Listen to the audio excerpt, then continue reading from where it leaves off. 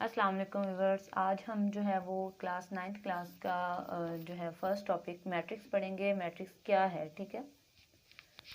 तो मैट्रिक्स असल में है क्या चीज़। सबसे पहले तो मैं आपको ये बताऊंगी कि जो मैट्रिक्स हैं उसमें नंबर्स को, फॉर एग्जांपल जैसे मैंने ये लिखे हैं 1 2 3 एंड 4, कुछ नंबर्स को जो है स्क्वायर ब्रैकेट में लिखने को मैट्रिक्स कहते हैं, ठीक है। A formation of collection of real numbers, कि आप रियल नंबर्स की कलेक्शन लें और उसको स्क्वायर ब्रैकेट में क्लोज कर दें तो वो आपके पास मैट्रिक्स बन जाता है। मैट्रिक्स को आप डिफरेंट शेप्स में भी लिख सकते हैं। जैसे मैंने यहाँ पे 1 2 3 एंड 4 ये दो नंबर्स लिए हैं, ठीक है। 1 एंड 2 ये रोज होती हैं और 3 4 भी रो है, और जो 1 3 2 एंड 4 इस फॉर्म में लिखे जाते हैं ये कॉलम होते हैं। इस शेप में भी लिखा जा सकता है। जैसे मैंने एक और मैट्रिक्स लिया B is equal to 1 2 5 3 4 and 6, ठीक है। ये फॉर्म भी है। एक और एग्जांपल लेते हैं।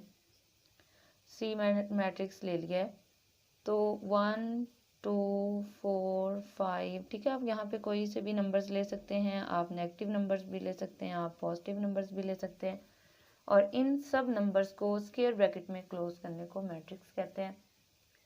ना तो यहाँ करली ब्रैकेट यूज़ की जाती है, ठीक है, और ना ही स्मॉल ब्रैकेट यूज़ की जाती है। मैट्रिक्स के लिए हमेशा स्क्वायर ब्रैकेट यूज़ की जाती है।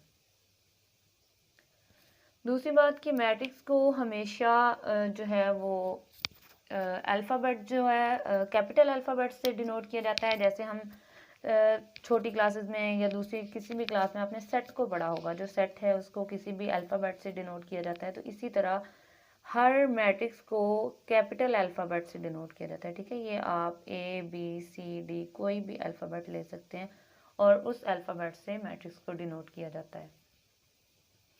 अब आ जाती हैं यहाँ पे कि मैट्रिक्स में दो चीज़ें होती हैं, ठीक है, जिनको मिला के मैट्रिक्स बनता है। जैसे ये आपके पास मैट्रिक्स लिखा हुआ है तो चले मैं यहाँ पे दोबारा से मैट्रिक्स लिखती हूँ। A is equal to 1 2 3 and 4, ये एक मैंने मैट्रिक्स लिखा हुआ है। इस मैट्रिक्स में दो चीज़ें होंगी। फर्स्ट ऑफ ऑल यहाँ पे होंगी रोज 1 एंड 2, ठीक है। जो इस डायरेक्शन में आपके पास नंबर्स लिखे होते हैं 1 2 3 एंड 4, ये आपके पास होती हैं रोज। उर्दू में इसको कतारें कहा जाता है, ठीक है। तो 1 2 3 एंड 4 इस पैटर्न में, इस मेथड में लिखे गए जो नंबर होते हैं उनको रोज कहा जाता है। फॉर एग्जांपल ये आपके पास फर्स्ट रो है तो आप इसको कह सकते हैं ये R1 है, यानी ये फर्स्ट रो है, और ये सेकंड रो है, इसको R2 कह देते हैं। इसके बाद जो है इसमें कॉलम्स होते हैं, तो आपके पास वो नंबर जो इस शेप में लिखे जाते हैं 1 एंड 3, ठीक है। ये जो इस शेप में नंबर लिखे गए हैं 3 एंड 4, ये आपके पास होते हैं कॉलम्स। और कॉलम जो है इसको हम C से डिनोट करते हैं।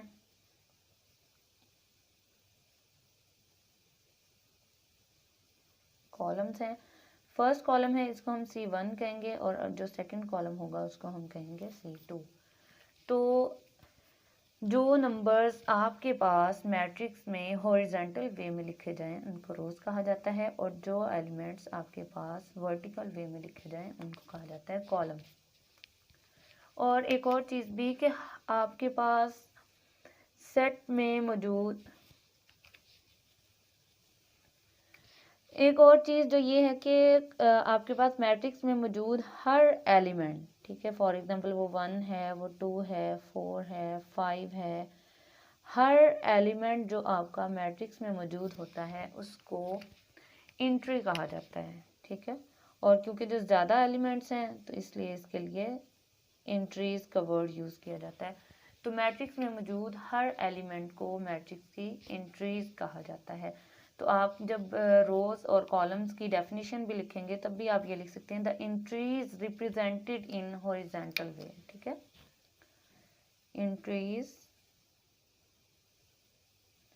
इन हॉरिजॉन्टल वे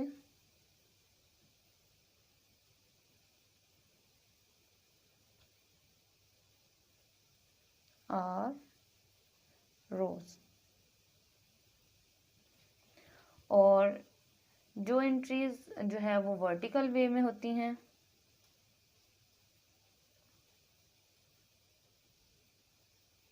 वो आपके पास होते हैं कॉलम्स।